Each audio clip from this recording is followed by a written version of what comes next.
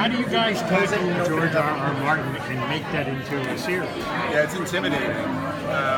We were just talking about it. I mean, we had, in some ways, we're lucky because the source material is only a 100-page novella, so we're not overwhelmed with multiple books that are hundreds of pages each. Our first 10 episodes basically follow the template laid out in 100 pages, which is really, we're lucky. And if you're going to do that, you're allowed to take liberties because the 100 pages, it's not all in the 100 pages. I think the other thing that was a blessing is that this is a show on a spaceship. So there are some, I'd say, character and thematic comparisons people can make to something like Game of Thrones, but sort of the nuts and bolts of it are very different. It's so contained. Yeah, and so that, I think, again, liberating in that we can walk away from some of the expectations of Game of Thrones. Some of them will still be there. Was George involved at all with you guys? Yeah, he was super supportive. He gave feedback on the pilot episode. He's made himself completely available to Jeff. So he's got his hands full.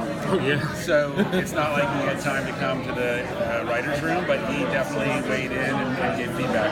And gave his blessing. I mean, his comment was, it's obviously a little bit different than my book, but I understand why it is because you're making a TV show out of it, and I like it a lot. So it was a relief to hear. Well, he also comes from the TV world, which he loves TV. Yeah. He understands the process. Sure.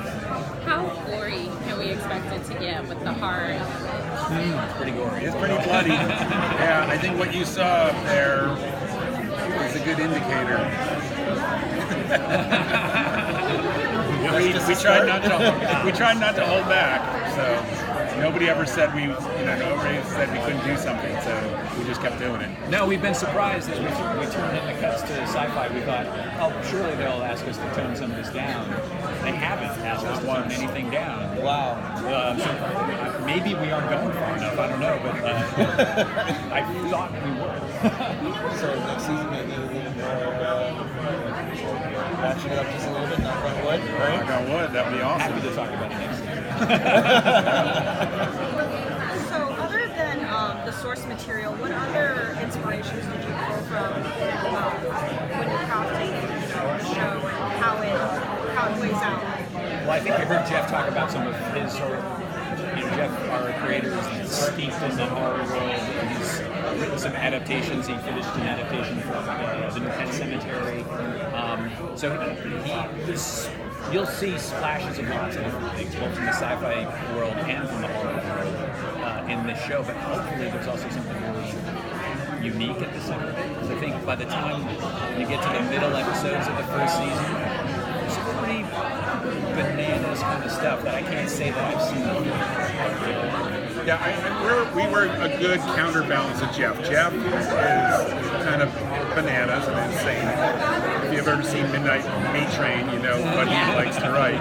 And we're very grounded and character-driven, so we would always try to root things back in character and make it feel real. Like George's novel set however many years in the future, we wanted to pull it back to today and make it feel more relatable by allowing the audience to recognize today's world a little bit more. So we were always finding that balance with Jeff. But you'll see, in a healthy way. But like to answer your question, you'll see some shining in here. You'll see some sunshine. Yeah, we love sunshine. You'll see some alien. I mean, the way that Alien depicted sort of life in space, very earthy and grounded, gritty. There's a little bit of that in the show. Those are some things. So based on what I've seen from the trailer, it's not a glossy type of feature in terms of technology. It's a little bit more of the alien feel, correct? Yeah, more near future. There's no, there are some things that are kind of mind-blowing when you get into There is some futuristic technology, but we tried to craft it in a way that felt like, that could exist in 75 years. We weren't thinking about technology in sort of a white, clean slate kind of way. It was sort of like, what can we do today, and what might we be able to do in 75 years?